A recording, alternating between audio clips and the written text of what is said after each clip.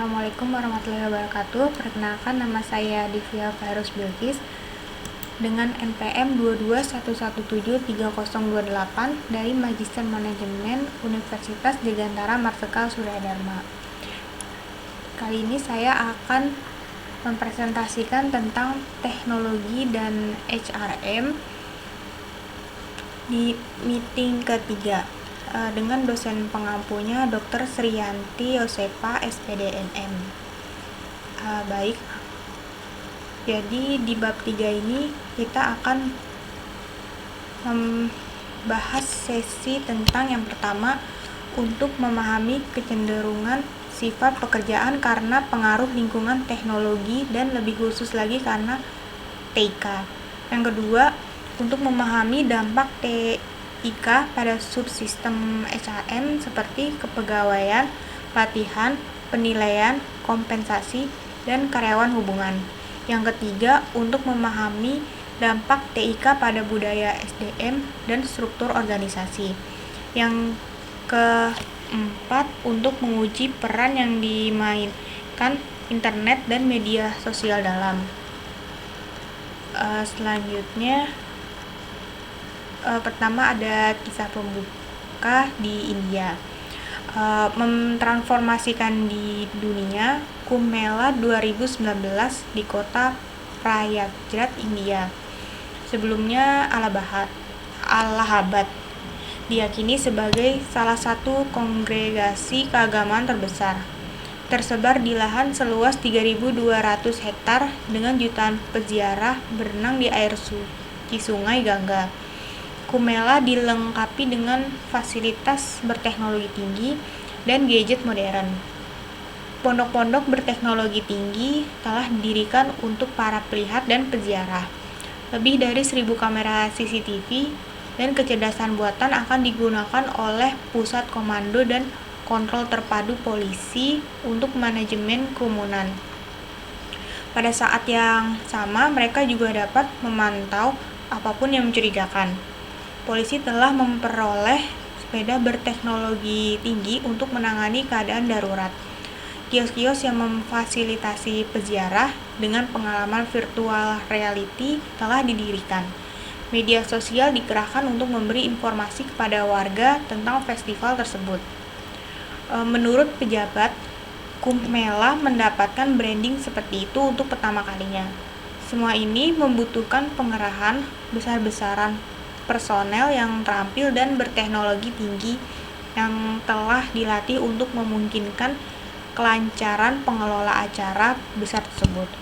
Personel polisi seperti pemadam kebakaran, dokter, staf, paramedis, pengawasan, dan tim IT antara lain staf akan membantu mengelola Mela. Kasus Mela ini adalah kasus studi yang menarik untuk integrasi teknologi dan SDM. Selanjutnya, lingkungan teknologi. Teknologi dapat didefinisikan sebagai metode atau teknik untuk mengubah input menjadi output dalam menyelesaikan tugas tertentu. Istilah metode dan teknik mencakup semua pengetahuan, keterampilan, pengetahuan, proses, dan sarana untuk menyelesaikan tugas. Teknologi dapat dilihat dari segi pengetahuan individu atau dapat tertanam dalam mesin komputer, perangkat, dan peralatan yang dapat dioperasikan oleh individu untuk mencapai suatu tujuan.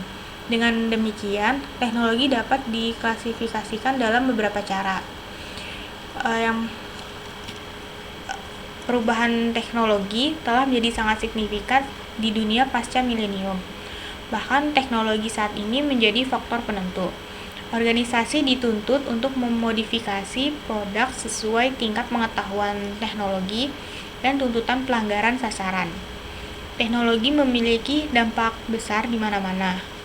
Komputer dan internet saja memiliki dampak yang paling berpengaruh. Perkembangan seperti ini mempengaruhi bisnis dan sumber daya manusia. Lingkungan teknologi yang bervariasi dari berbagai negara mempengaruhi kerja organisasi bisnis. Perubahan dalam lingkungan teknologi memiliki beberapa efek pada bisnis. perusahaan perlu terus-menerus memindai lingkungan teknologi untuk inovasi dan perubahan teknologi yang terjadi. Karena ini kemungkinan akan mempengaruhi kerja dan operasinya. Sangat penting bahwa organisasi tetap mengikuti perubahan ini. Bukan hanya karena ini akan memungkinkan mereka untuk memasukkan ide-ide baru dan inovatif ke dalam penawaran mereka, tetapi juga karena hal itu akan memungkinkan mereka untuk mencapai keunggulan kompetitif. Selanjutnya, tren dalam sifat kerja. Teknologi memiliki dampak besar pada cara orang bekerja, dan oleh karena itu pada keterampilan dan pelatihan pekerja saat ini. Beberapa implikasi signifikan dari teknologi khususnya TIK bagi praktisi SDM adalah sebagai berikut. Yang pertama, teknologi padat modal. Semakin banyak organisasi yang memakai teknologi padat modal, otomatisasi terjadi dalam skala yang merajalela. Karena produsen mengintegrasikan pemesanan pelanggan berbasis internet dengan manufaktur tepat waktu, produksi dan penjadwalan menjadi lebih efisien dan tepat. Dengan penggunaan teknologi, produktivitas juga meningkat. Kemudian bangkitnya industri jasa.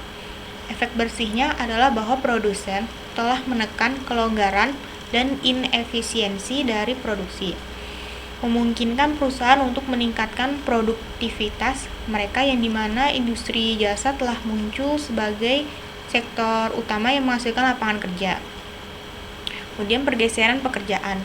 Orang-orang beralih dari pekerjaan tradisional ke pekerjaan yang lebih terampil di sektor manufaktur dan jasa. Sangat menarik untuk dicatat bahwa pekerjaan yang tumbuh paling cepat adalah sektor jasa. Peningkatan pekerjaan teknologi disebabkan oleh peningkatan pesat dalam penggunaan TI. Kemudian penciptaan lapangan kerja berteknologi. Saat ini organisasi menghabiskan waktu memasukkan perintah ke dalam mesin terkomputerisasi yang bekerja dengan lebih presisi, sehingga menghindari kesalahan dan pemborosan manusia. Ini telah membuat produksi lebih cepat, lebih murah, lebih baik, dan lebih mahir. Pengembangan dan inovasi produk baru sedang berlangsung di bidang yang jauh lebih cepat. Pengembangan dan inovasi produk baru sedang berlangsung. Semua ini mengamanatkan penciptaan pekerjaan berteknologi tinggi khusus. Kemudian tuntutan pekerja, pengetahuan, dan modal manusia. Manajer SDM sekarang mencantumkan pemikiran kritis atau pemecahan masalah dan aplikasi TI sebagai dua keterampilan yang kemungkinan besar akan semakin penting selama beberapa tahun ke depan. Secara umum, pekerjaan saat ini membutuhkan lebih banyak pendidikan profesional dan lebih banyak keterampilan. Karena perkembangan teknologi, kebutuhan keterampilan dan pendidikan cenderung meningkat, sehingga meningkatkan permintaan dan modal intelektual. Kemudian desain ulang metode dan proses kerja.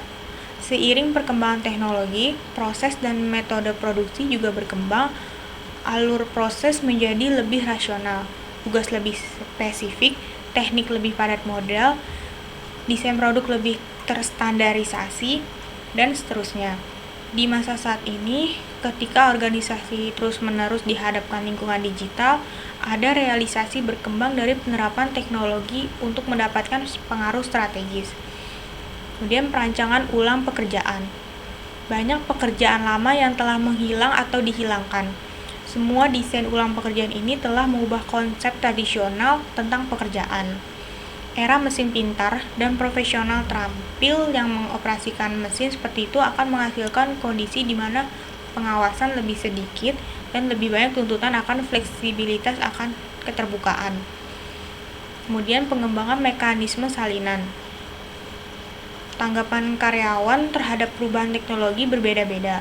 Sementara beberapa karyawan terbuka untuk adaptasi teknologi dan cepat merespon. Yang lain mungkin tidak begitu terbuka dalam hal perubahan teknologi. Mempelajari keterampilan baru bukan hanya proses kognitif, tapi juga proses fisik, karena mengarah pada peningkatan kerja. Konseling, pembinaan, pendampingan dan mekanisme yang sering harus dilakukan untuk memungkinkan karyawan mengatasi tekanan perubahan teknologi. Kemudian kebutuhan akan pelatihan dan pelatihan ulang. Perubahan teknologi tampaknya mempengaruhi individu secara berbeda, karena beberapa tumbuh dan berkembang seiring dengan teknologi baru sementara yang lain tertinggal. Perubahan teknologi juga menyebabkan keusangan keterampilan di banyak profesi. Karena cepatnya perubahan, para profesional menghadapi resiko keterampilan mereka menjadi usang dengan sangat cepat.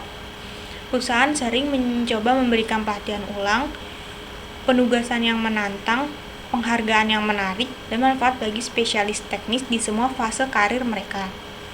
Kemudian retensi karyawan. Retensi karyawan merupakan perhatian khusus bagi banyak pengusaha, karena sebagian besar karyawan saat ini adalah pekerja pengetahuan.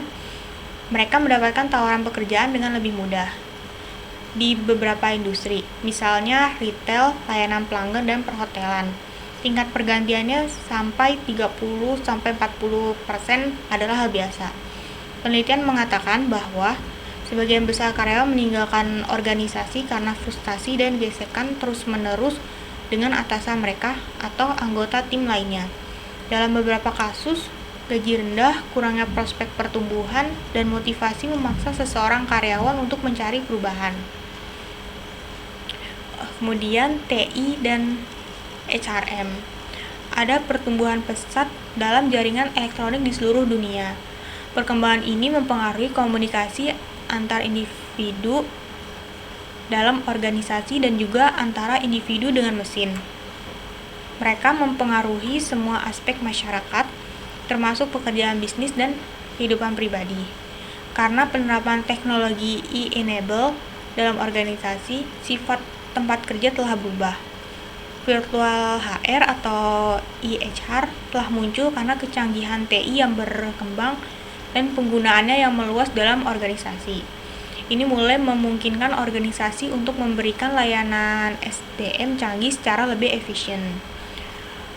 Contohnya di perusahaan saya, yaitu perusahaan yang bergerak di bidang manufaktur. Contohnya dalam pembuatan produk, kita menggunakan mesin dengan teknologi terbaru. Untuk tujuan dapat mempercepat proses pembuatannya sehingga dapat didistribusikan ke konsumen tanpa kekurangan produknya. TI juga telah mempengaruhi budaya dan struktur. Contohnya, kalau di perusahaan kita, yaitu tadi manufaktur, dulu ada proses yang pengerjaannya masih terbilang manual, namun sekarang sudah tergantikan dengan teknologi masa kini, di mana pengerjaannya dengan teknologi masa kini mempermudah dalam memproduksi produk tersebut. Terus saat ini juga karyawan tidak hanya menuntut untuk menggunakan berbagai perangkat dan sistem untuk mengubah cara mereka bekerja dan berkomunikasi, namun seluruh departemen SDM juga mengubah cara fungsinya sampai sekarang. Teknologi saat ini memberi para profesional SDM akses ke kekuatan data real time. Karyawan yang merupakan pengguna akhir layanan SDM semakin mengerahkan kemampuan TI untuk memiliki akses ke informasi dan layanan SDM. Slide selanjutnya, apa itu e-HR? e-HR mengacu pada penggunaan teknik elektronik dan web enable dalam konteks sumber daya manusia dari suatu organisasi. Layanan SDM kini dapat dilakukan dari jarak jauh dan semua transaksi kini dilakukan secara elektronik. Oleh karena itu dinamakan e-HR. Sarana komunikasi elektronik telah memungkinkan orang untuk bekerja dari mana saja dan kapan saja, sehingga mengubah seluruh kerangka manajemen sumber daya manusia. Departemen SDM menjadi departemen tanpa kertas, terus juga dengan dokumentasi dan pekerjaan administrasi menjadi otomatis. Jadi intinya e-HR ini sendiri atau Electronic Human Resource adalah penerapan fungsi HR ke dalam teknologi informasi dan komunikasi digunakan untuk mengelola sumber daya manusia atau SDM dalam sebuah organisasi. Diharapkan dengan tujuan mencapai keunggulan kompetitif, serta mewujudkan tujuan perusahaan itu sendiri yang dapat bersaing secara kompetitif. Sistem SDM utama juga telah berubah menjadi mendukung EHR karena dapat memberikan manfaat yang positif bagi perusahaan teruntuk karyawan, yaitu karyawan dapat memaksimalkan potensi dan produktivitas kerja mereka.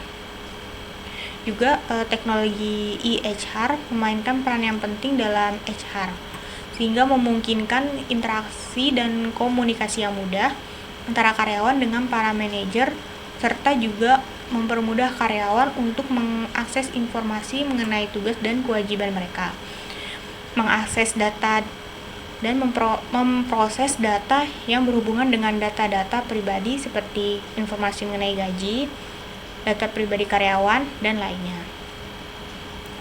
Slide selanjutnya, dampak TI pada SDM. Pergeseran dari fungsi SDM tradisional ke EHR belum menjadi lompatan bagi organisasi. Sebaliknya, Departemen SDM telah mengembangkan solusi elektronik mereka selama periode tahap pertumbuhan, mulai dari penerbitan informasi satu arah sederhana menggunakan komputer hingga melakukan transaksi SDM yang kompleks saat ini. Dampak TI pada SDM dapat dipahami dari dua perspektif. Yang pertama, dampak pada subsistem. SDM TI telah mengubah cara kegiatan HRM seperti rekrutmen, seleksi, pelatihan, perhitungan gaji, dan penilaian yang dilakukan. Yang kedua, dampak terhadap budaya dan struktur. SDM TI memiliki dampak yang signifikan terhadap sifat, struktur organisasi, budaya, dan perilaku karyawan yang mengakibatkan evolusi bentuk organisasi baru. Kemudian perubahan yang terjadi dalam subsistem SDM, ada perencanaan tenaga kerja. Perencanaan tenaga kerja merupakan prasyarat untuk semua kegiatan HRM. TI telah memungkinkan organisasi untuk melakukan perencanaan tenaga kerja melalui penggunaan sistem seperti paket perencanaan sumber daya perusahaan atau ERP. ERP menandakan teknik dan konsep yang digunakan untuk manajemen bisnis terintegrasi dari sudut pandang penggunaan sumber daya manajemen yang efektif, termasuk sumber daya manusia untuk meningkatkan efisiensi organisasi. Sistem perangkat lunak perusahaan telah diterapkan untuk mengintegrasikan bidang utama bisnis seperti manufaktur, penjualan, keuangan, manajemen rantai pasokan, dan sumber daya manusia. Kemudian ada kepegawaian. Internet memainkan peran yang semakin besar dalam strategi rekrutmen untuk organisasi. Semakin banyak perusahaan sekarang menyediakan informasi karir atau mengiklankan lowongan tertentu di situs web perusahaan mereka. Pada saat yang sama, telah terjadi perkembangan pesat situs web rekrutmen spesialis yang menawarkan layanan mereka kepada pemberi kerja dan kandidat potensial.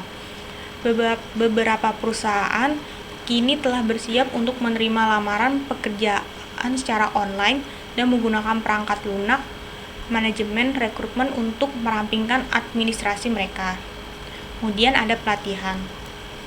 Berbagai kegiatan pelatihan disampaikan secara elektronik juga. Paling umum, courseware menggunakan tes, kuis, dan grafik warna-warni untuk memberikan pelatihan berbasis proses dan pengetahuan yang relatif mendasar kepada audiens yang besar dan berbeda. E-learning juga dapat mengambil bentuk kelas virtual yang dapat memfasilitasi berbagai pengetahuan global dalam lingkungan yang interaktif. Kemudian penilaian kinerja dan kompensasi. Karyawan sekarang memiliki akses online ke data kinerja aktual serta umpan balik 360 derajat dari pelanggan dan tim. Manajer sekarang memiliki deskripsi pekerjaan online dan penilaian kinerja.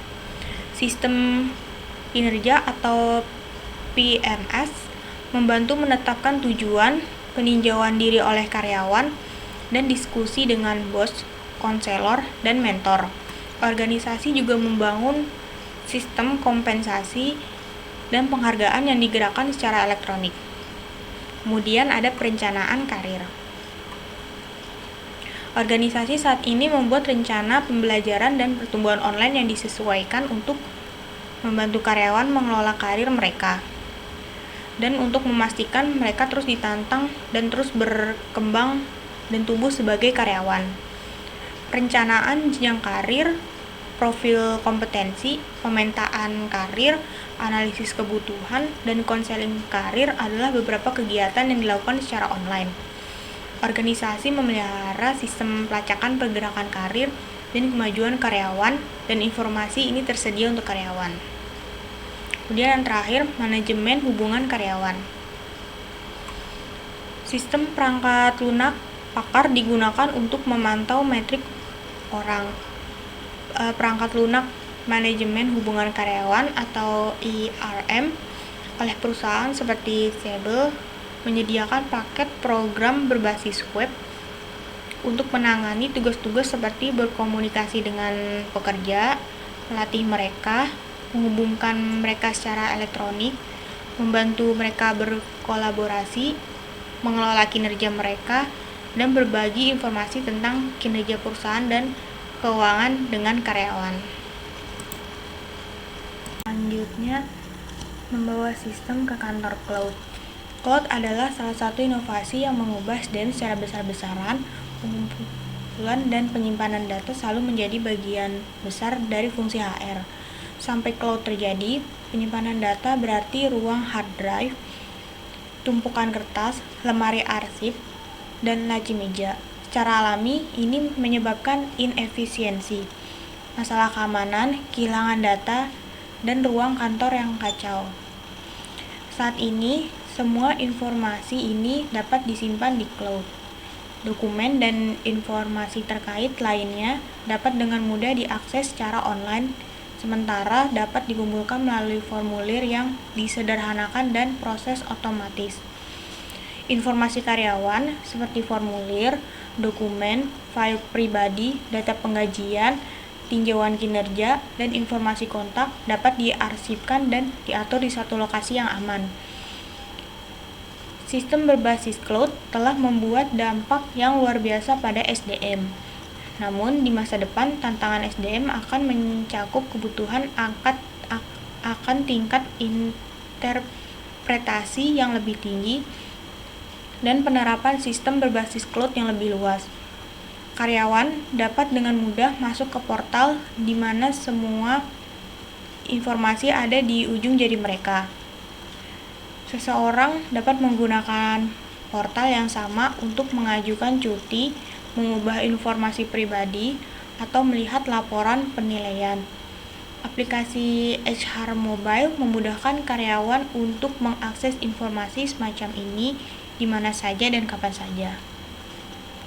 Selanjutnya, dampak terhadap budaya dan struktur SDM. Ada prinsip 4I, yaitu instantly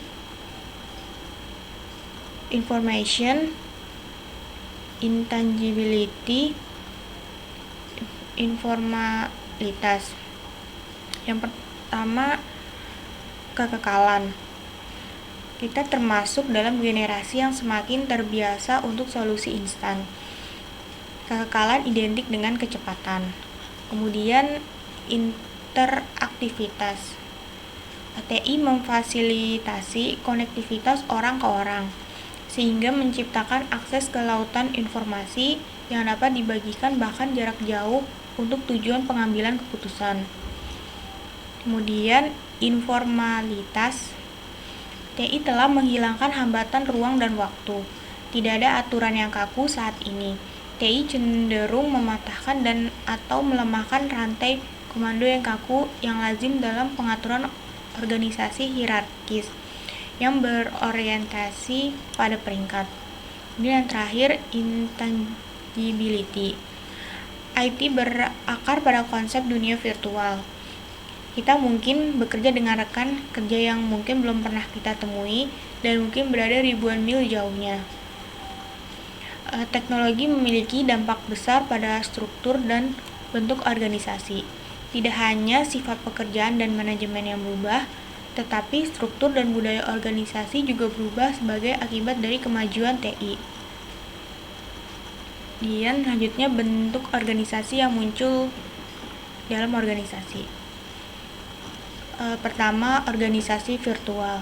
Virtual adalah organisasi yang melibatkan entitas yang berbeda atau individu atau perusahaan yang datang bersama untuk bekerja dan membutuhkan TI untuk mendukung koordinasi dan komunikasi mereka.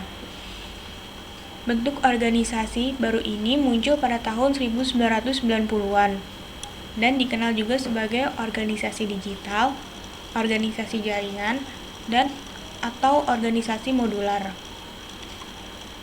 TI ini adalah tulang punggung organisasi virtual.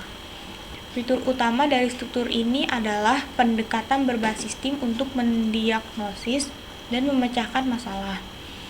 Anggota tim ini mungkin berada di negara yang berbeda dan dapat memiliki latar belakang budaya yang berbeda juga.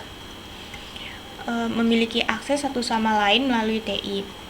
Dengan demikian, organisasi virtual adalah kumpulan unit bisnis di mana orang dan proses kerja dari unit bisnis berinteraksi secara intensif untuk melakukan pekerjaan yang dimana menguntungkan kedua belah pihak.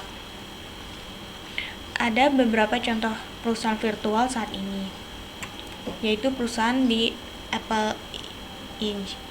Ketika Apple Inc. menghubungkan perangkat lunaknya yang mudah digunakan dengan keahlian manufaktur Sony dalam miniaturisasi, Apple mampu memasarkan produknya dengan cepat dan memperoleh pangsa pasar di segmen notebook industri komputer pribadi atau dikenal dengan PC. Apple saat ini bekerja dengan lebih dari 100 mitra eksternal yang terhubung ke ideologi Apple inti. Sun Microsystems dianggap sebagai contoh sukses organisasi virtual yang terdiri dari perusahaan yang beroperasi secara independen. Dengan banyak Sun Teams, anggota beroperasi lintas waktu, ruang, dan organisasi untuk mengatasi masalah bisnis penting. Manajer Sun mengidentifikasi masalah pelanggan utama dan kemudian membentuk tim global dengan keterampilan dan pengetahuan penting yang diperlukan untuk mengatasi masalah tersebut. Rapat dapat dilakukan melalui panggilan konferensi video. Contohnya seperti Google Meet atau Zoom Meeting. Seiring dengan pertumbuhan pasar perdagangan elektronik atau e-commerce yang terus berkembang, semakin banyak konsumen yang lebih menyukai kenyamanan membeli barang secara online. Contohnya aja saat kita berbelanja di saat ini, kita pakai aplikasi orange, aplikasi hijau, karena kita sudah merasa malas keluar rumah, jadinya kita belinya secara online. Namun beberapa raksasa e-commerce seperti Amazon dan Alibaba telah menjadi pemain terkemuka di pasar dengan beroperasi melalui kehadiran online saja. Perusahaan seperti Amazon dan Alibaba ini bisa disebut perusahaan yang benar-benar dilakukan secara virtual. Selanjutnya, organisasi hierarki. Hierarki melahirkan pembentukan budaya di mana informasi dipertukarkan secara bebas. Pengambilan keputusan yang terdesentralisasi memungkinkan adaptasi yang lebih cepat terhadap perubahan lingkungan. Hierarki tradisional biasanya membatasi komunikasi dan menciptakan asimetri dalam berbagi informasi karena ketergantungan mereka yang berlebihan pada rantai komando yang kaku dan kompartementalisasi yang ketat. Hierarki sendiri adalah pengaturan orang yang lebih fleksibel, tidak terikat oleh rantai komando dan hubungan pelaporan saklar yang ketat dan kaku yang khas dari hierarki, tetapi dijalin di sekitar konsep tim dan struktur data. Tingkat hierarki tertentu memungkinkan manajer untuk secara optimal menjalankan peran dan tanggung jawab mereka melalui kesatuan komando, distribusi kekuasaan, dan tugas-tugas yang digambarkan dengan jelas dan kontrol fungsional. Menggunakan struktur hierarkis, menetapkan otoritas, tanggung jawab, dan akuntabilitas yang jelas di pekerjaan. Hal penting yang perlu diperhatikan adalah bahwa hierarki bukanlah antitesis terhadap hierarki. Ini merupakan perbaikan dari bentuk tradisional penataan. Beberapa elemen hierarki juga dipertahankan di sini. Misalnya, meskipun hierarki didasarkan pada struktur datar berbasis tim, itu juga diatur di sekitar posisi dan level. Meskipun penekanan pada rantai komando kaku minimal, penting untuk dicatat bahwa hierarki masih ada. Faktanya juga organisasi memerlukan beberapa hierarki untuk menetapkan tingkat keteraturan tertentu. Selanjutnya, organisasi Velcro. Organisasi perlu secara terus-menerus dan mudah menggabungkan sumber daya untuk mengatasi peluang baru dan berkembang yang melintasi batas-batas bisnis yang ada. Jawaban atas kontradiksi yang tampak antara akuntabilitas unit dan integrasi strategis lintas unit ini adalah organisasi Velcro. Tantangan bagi organisasi adalah untuk memastikan bahwa unit operasi yang berbeda mempertahankan fokus mereka yang berbeda dan tetap berintegrasi sedemikian rupa untuk mencapai standar kinerja kelas dunia. Organisasi perlu secara terus-menerus dan mudah menggabungkan sumber daya untuk mengatasi peluang baru dan berkembang yang melintasi batas-batas bisnis yang ada. Jawaban atas kontradiksi yang tampak antara akuntabilitas unit dan integrasi strategis lintas unit ini adalah organisasi Velcro. Velcro lebih unggul dalam hal kemudahan, fleksibilitas, dan kekuatan peningkatan. Fitur easy fastening dan unfastening menjadi dasar pengembangan konsep organisasi Velcro. Ketika tantangan peluang baru muncul, model bisnis perlu direvisi. Organisasi juga terus-menerus diminta untuk menyelaraskan kembali sumber daya manusia, mesin, infrastruktur, dan sistem.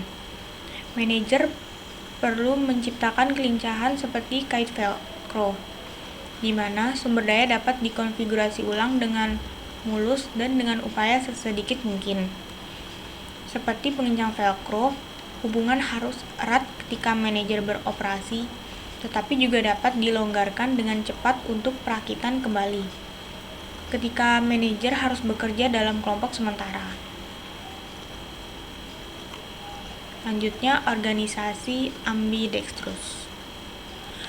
Ambidexterity yaitu organisasi yang mengacu pada kemampuan organisasi untuk mengeksplorasi dan mengeksploitasi untuk bersaing dalam teknologi dan pasar yang matang, di mana efisiensi dan kontrol diperlukan, dan untuk secara bersamaan bersaing dalam teknologi dan pasar baru, di mana fleksibilitas dan eksperimen diperlukan. Contohnya adalah sistem produksi dari perusahaan Toyota, di mana karyawan melakukan kedua tugas rutin seperti perakitan mobil atau eksploitasi, tetapi juga diharapkan untuk terus mengubah pekerjaan mereka menjadi lebih efisien atau eksplorasi. Ketika kita menekankan eksplorasi yang mewakili sebuah inovasi, seringkali adopsi produk atau proses yang baru secara radikal yang mana dibangun berdasarkan kompetensi yang ada. Berarti bahwa pengetahuan yang ada dalam perusahaan yang sudah tidak asing lagi. Ketika hendak melaksanakan inovasi radikal, kita juga harus menekankan pada peningkatan kompetensi dan pengetahuan yang ada. Hal ini menyatakan bahwa penekanan eksplorasi juga harus memperhatikan penekanan pada eksploitasi juga. Oleh karena itu, merupakan hal yang penting juga menekankan eksploitasi untuk menangkap nilai ekonomi yang berasal dari eksplorasi. Sebaliknya, penekanan pada eksploitasi menekankan kontrol dan pengembangan evolusi. Selanjutnya, tantangan dan peluang. Setiap implementasi HRMS yang sukses melibatkan analisis kebutuhan yang menyeluruh.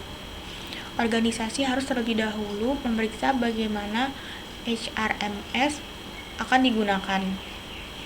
Dalam banyak kasus, HRMS datang dengan biaya yang mahal, bisa juga biaya dari perangkat keras, perangkat lunak, dan pemasangan sistem. Seiring dengan itu adalah biaya pelatihan personil yang akan menangani sistem.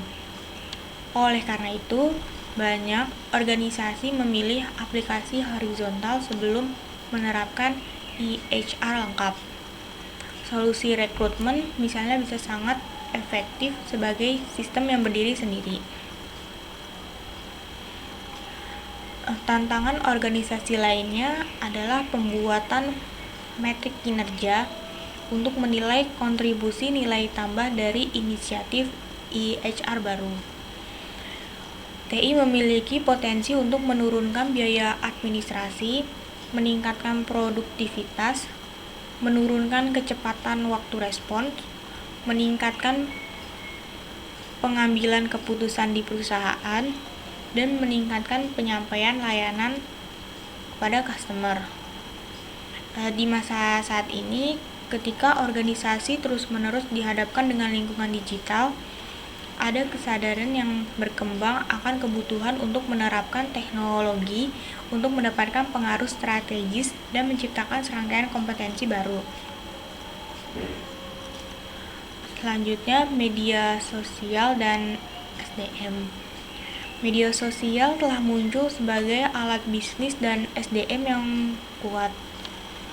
Perusahaan bereksperimen dengan berbagai alat media sosial dan memanfaatkannya untuk menciptakan nilai bagi organisasi. Organisasi bisnis memanfaatkan kekuatan media sosial untuk HRM yang efektif. Terus juga media sosial digunakan sebagai sumber informasi proses screening dan pemeriksaan latar belakang pelamar. Survei dari The Harris Poll menemukan fakta bahwa sekitar 70% manajer rekrutmen menggunakan media sosial untuk memeriksa latar belakang pelamar ketika proses rekrutmen berlangsung. Salah satu contoh media sosial yang dipakai oleh manajer rekrutmen di saat ini yang populer adalah LinkedIn. Nah, LinkedIn ini merupakan salah satu media sosial jaringan bisnis yang populer pada saat ini. Bagi pelamar, LinkedIn memberikan kesempatan untuk memiliki jaringan bisnis dan profesional yang luas. Sebaliknya, bagi manajer rekrutmen, LinkedIn memberikan informasi yang cukup banyak mengenai kualifikasi pelamar. Melalui media sosial ini, manajer rekrutmen dapat memperoleh informasi yang dibutuhkan untuk mendukung kualifikasi pelamar. Informasi yang biasa diperoleh melalui media sosial dapat berupa sisi positif dan negatif dari para pelamar. Jika para pelamar memiliki media sosial yang negatif, itu akan mempengaruhi proses rekrutmen di LinkedIn yang disediakan oleh manajer rekrutmen, dan itu dapat menjadi nilai yang negatif untuk manajer rekrutmen agar dapat merekrut para pelamar tersebut. Juga media sosial paling sering digunakan oleh manajer SDM untuk akuisisi bakat, manajemen bakat, dan retensi bakat. Akuisisi. Bakat akuisisi telah menjadi area peluang yang paling nyata di banyak perusahaan yang merangkul potensi media sosial. Situs media sosial seperti LinkedIn dan Facebook menjadi semakin penting dalam pencarian pekerjaan. Jika dijalankan dengan benar, ini dapat membantu mempercepat seluruh proses rekrutmen, mulai dari memposting lowongan hingga mencari kandidat, meninjau CV, umur penawaran, dan onboarding. Ini sering menghasilkan proses rekrutmen yang efisien juga bagi para manajer rekrutmen. CV dianalisis oleh manajer rekrutmen yang tidak hanya dari profil LinkedIn dari kandidat dari pelamar pekerja, terus juga bisa dilihat dari umpan Twitter, terus postingan Facebook dari pelamar, tetapi juga dari aktivitas mereka di situs khusus untuk profesi mereka dan forum komunitas lainnya. Pendekatan rekrutmen ini menciptakan tatanan dunia teknis baru, di mana pelamar kerja ditemukan dan dievaluasi berdasarkan minat, profil kepribadian, dan interaksi mereka. Bukan hanya berdasarkan wawancara, seleksi. Perusahaan-perusahaan ini di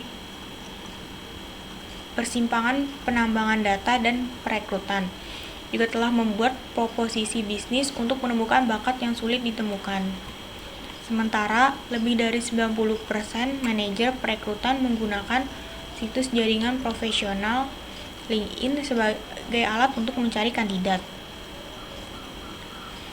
Di industri tertentu seperti TI, lebih dari 50% manajer perekrutan memindai profil kandidat di Facebook dan Twitter. Selanjutnya, manajemen bakat. Media sosial digunakan sebagai alat untuk mengintegrasikan operasi SDM yang berpusat pada karyawan, dimanapun karyawan berada di dunia atau hierarki organisasi. Media sosial juga membantu perusahaan memberikan pelatihan, pengembangan, umpan balik kinerja, dan dukungan yang kuat dan real time. Banyak juga orang, terutama anak-anak muda zaman sekarang, suka bermain video game. Dan perusahaan memperhatikan hal ini. Mereka menyebarkan game atau permainan ini ke berbagai proses seperti seleksi, pelatihan induksi, orientasi, pembelajaran, dan pengembangan. Perusahaan memanfaatkan potensi video game untuk mendapatkan tingkat keterlibatan yang sama untuk pemecahan masalah, memecahkan teka-teki, memecahkan kode untuk tujuan pemilihan atau pelatihan misalnya.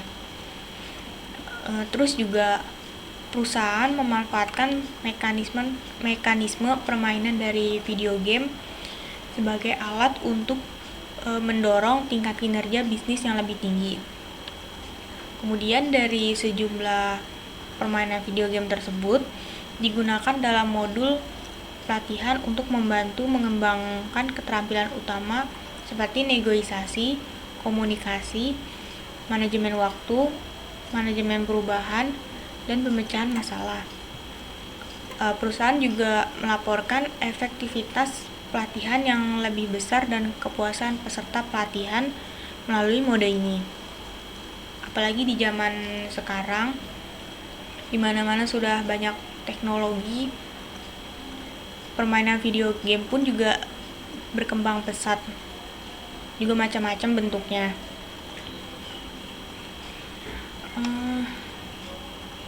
Selanjutnya, retensi bakat. Media sosial sering digunakan untuk komunikasi, kolaborasi, dan keterlibatan karyawan. Media sosial digunakan untuk kolaborasi yang transparan dan efektif dengan karyawan, pelanggan, dan pemasok. Ini membantu organisasi dalam jaringan. Media sosial juga dapat dimanfaatkan untuk menghubungkan karyawan dengan kelompok kepentingan tertentu. Banyak dari perusahaan menerapkan versi internal yang lebih aman dari pesan instan seperti YouTube, Twitter, dan ruang kelas virtual untuk berkolaborasi. Platform media sosial juga membantu dalam membangun merek melalui karyawan. perusahaan yang inovatif menggali koneksi di situs jejaring sosial utama. Juga mempertahankan reputasi mereka secara online dan mengamati bagaimana bakat mereka sendiri berinteraksi secara online. Mereka juga memanfaatkan media sosial untuk menciptakan komunitas bakat yang melibatkan kandidat pasif dan mempromosikan merek mereka. Kemudian manfaat dan risiko menggunakan media. Pertama, mungkin karyawan mulai menghabiskan terlalu banyak waktu pribadi di media sosial. Contohnya itu sekarang kan media sosial seperti Instagram, TikTok itu yang paling sering dipakai menurut saya, sehingga tuh bisa mempengaruhi waktu kerja mereka. Ada yang mungkin terlambat mengumpulkan tugasnya,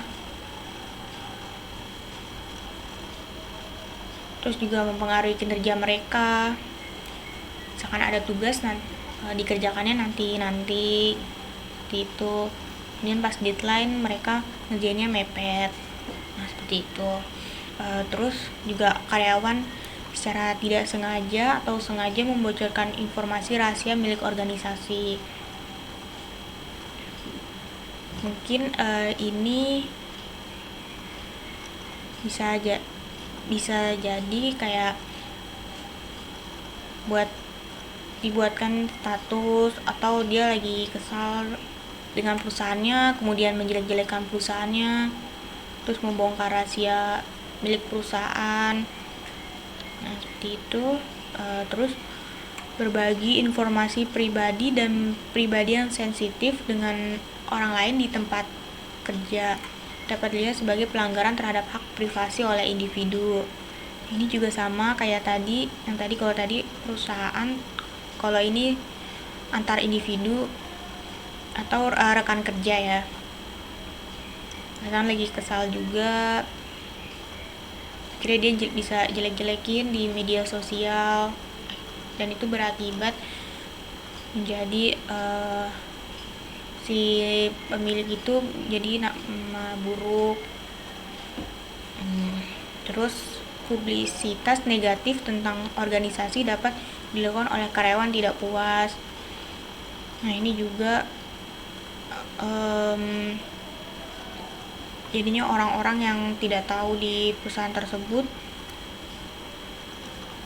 memiliki pikiran negatif tentang perusahaannya, karena si karyawan ini yang tidak puas dengan perusahaannya tersebut. Terus ada potensi pertumbuhan virus dari sentimen negatif, baik dalam menanggapi kebijakan organisasi tentang produk atau layanannya. Terus juga kesalahan posisi organisasi pada isu-isu publik dapat terjadi. Ini juga seringkali di perusahaan terjadi kesalahpahaman. Terus mungkin yang terakhir ini ada kerusakan pada reputasi perusahaan atau citra merek yang diinginkan. Ini sama kayak poin yang tadi, karena karyawan bisa saja nggak sengaja atau sengaja membocorkan informasi rahasia milik organisasi. Terus juga berbagi informasi pribadi antar individu, dan akhirnya reputasi perusahaan menjadi rusak atau menjadi buruk. Kemudian internet untuk segala hal, data besar dan istri. HR profesional dikelilingi dengan sejumlah inovasi teknologi digital di setiap aspek fungsi HR. Internet of Things atau IoT adalah salah satu inovasi tersebut. IoT adalah konsep yang menarik di mana di dunia IoT ini dibicarakan satu sama lain, seperti yang dijelaskan oleh pakar teknologi. Sederhananya, IoT ini adalah tentang menghubungkan perangkat apapun ke internet dan atau satu sama lain. IoT sendiri telah memasuki tempat kerja dan menghadirkan beberapa kemungkinan menarik ke domain SDM untuk terlibat dalam cara baru dan memikirkan kembali lingkungan kerja. IoT adalah tentang data, perangkat, dan konektivitas. Semua ini mengarah ke alam semesta yang namanya Big Data. Istilah Big Data adalah menggambarkan volume data yang besar, baik terstruktur maupun tidak terstruktur, di mana memiliki potensi untuk ditambang untuk pengambilan keputusan yang bermanfaat. IoT menghasilkan big data setiap hari, yang dapat dikapitalisasi oleh organisasi bisnis. Dengan memasukkan semua informasi itu ke cloud, siapapun yang memiliki perangkat pintar seperti Android, ponsel pintar Android, merek iPhone, laptop itu juga bisa dapat mengakses informasi itu. Dan dengan menjalankan analitik pada data itu juga dapat menarik tren dan kesimpulan. Misalnya saja perusahaan pengiriman paket menggunakan sensor pada truk untuk memantau kecepatan. Terus juga bisa memantau arah, terus juga pengereman dan pemalasan dan atau lainnya. Perangkat lunak IoT membantu perusahaan merencanakan rute yang lebih efisien, menghilangkan pemalasan dan menjadwalkan perawatan truk terlebih dahulu.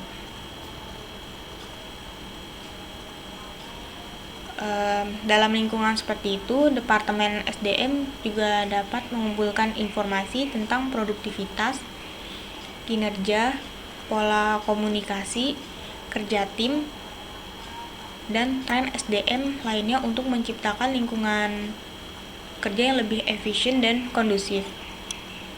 Misalnya saja dilihat dari sistem bangunan berkemampuan IoT atau tadi namanya Internet of Things.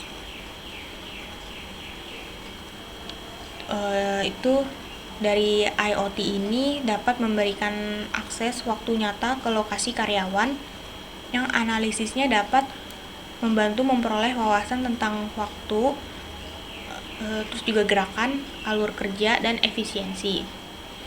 Terus juga IoT ini bermanfaat di pabrik dan fasilitas manufaktur. Jadi IoT ini berpengaruh di semua jenis dan semua faktor, kalau menurut saya. Terus terakhir ringkasan,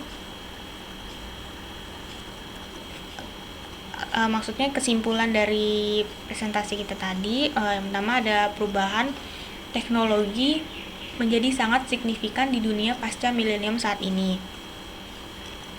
terutama banyak anak-anak muda zaman sekarang, di mana-mana semua teknologi. Terus juga berbagai macam bentuk-bentuk baru TIK telah muncul, yang sebagian besar berimplikasi pada bagaimana orang membangun identitas mereka dan bagaimana mereka bekerja. Terus karena penerapan teknologi e-enable dalam organisasi, sifat tempat kerja telah berubah. EHR mengacu pada penggunaan teknik elektronik dan web enable dalam konteks SDM organisasi. Terus juga TI telah mengubah cara kegiatan HRM seperti rekrutmen, seleksi, pelatihan, perhitungan gaji, dan penilaian terhadap karyawan yang dilakukan oleh manajer rekrutmen itu sendiri. Kemudian interaksi TI dan SDM telah menghasilkan budaya informasi baru berdasarkan prinsip 4I. Yang tadi prinsip 4I itu adalah instan, interaktivitas, informalitas, dan tidak berwujud. Kemudian beberapa bentuk organisasi yang baru dan muncul ini karena TI adalah organisasi virtual, organisasi hierarki, organisasi velcro, dan organisasi ambidextrous. Kemudian media sosial telah muncul sebagai alat bisnis dan SDM yang kuat, di mana media sosial paling sering digunakan oleh manajer SDM untuk akuisisi bakat, manajemen bakat, dan retensi bakat. Terus yang terakhir, fungsi SDM saat ini semakin terpengaruh secara signifikan oleh gelombang baru IoT atau Internet of Things tadi, dan juga Big Data.